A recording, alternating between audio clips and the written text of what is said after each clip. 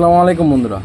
তো কালকে election commissioner একটা প্রেস কনফারেন্স করেছে। আমরা ভাবছিলাম যে ইলেকশন কমিশনার এতদিন পরে প্রেস কনফারেন্স করছে, রাহুল গান্ধী সব প্রশ্নের উত্তর রেডি করে এসছে, কিন্তু 1 ঘন্টা পর্যন্ত প্রেস কনফারেন্স দেখার পর এটা বুঝতে পারলাম যে না, কোনো ধরনের প্রিপারেশন নেই। রাহুল গান্ধীর কোনো প্রশ্নের উত্তর তারা দেয়নি। লোকের প্রশ্নের উত্তর ঘুরিয়ে পেঁচিয়ে দিচ্ছে। ইলেকশন কমিশনার কিভাবে কাজ করে, কত ক্ষমতা, একটা ভোটারের সঙ্গে চারটার মতো দাঁড়িয়ে আছে, এসব উল্টু পুল্টু কি কিনা কথা শুধু বলছে। 1 ঘন্টা ধরে দেখলাম প্রেস কনফারেন্সটা, কিন্তু রাহুল গান্ধীর একটা প্রশ্নের অ্যান্সার ঠিকঠাক ভাবে পেলাম না। রাহুল গান্ধী যে বলছে যে একজনের নাম 2-3 জায়গাতে আছে ভোটার লিস্টে, তো এটা কিভাবে বলছে, ভুল ত্রুটি ভাবে আছে। তো ইলেকশন কমিশনার বলছে যদিও ভোটার লিস্টের নাম থাকে একজনের বেশি, তাহলে সেটা ভোট দেওয়ার সময়তে সেটা ক্যান্সেল হয়ে যায়। মানে যখন রানিং ভোট চলে তখন তো একজনের বেশি ভোট দিবে না। আমাদের কাছে এরকম প্রমাণ আছে যে এক ব্যক্তি 6টা-7টা ভোট দিচ্ছে। আমার লাইভ ভিডিও আছে, আমি ভিডিওটা দেখাতে পারি আপনাদের।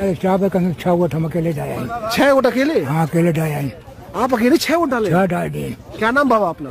राम भोर पांडे। हाँ 6 वोट अकेले मार दिए? अकेले मार दिए। भाजपा का कब मारे? सवेरे। हाँ এটা দেখার পর আমার ইলেকশন কমিশনারের কাছে প্রশ্ন যে এক ব্যক্তি 6টা ভোট কিভাবে দিতে পারে। এটার পর কি মানুষের ইলেকশন কমিশনের উপরে ভরসা থাকবে?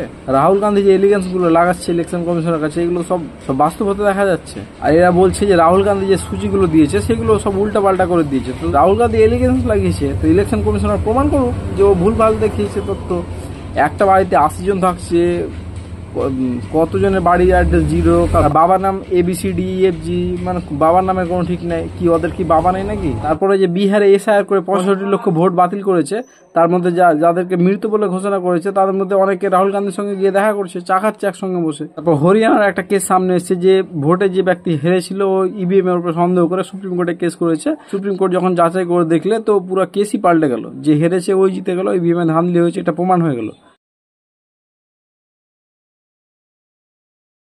তো এই ক্ষেত্রে মানুষ ইলেকশন কমিশনের উপরে কিভাবে ভরসা করবে যে এরা নিরপেক্ষভাবে ভোট করবে?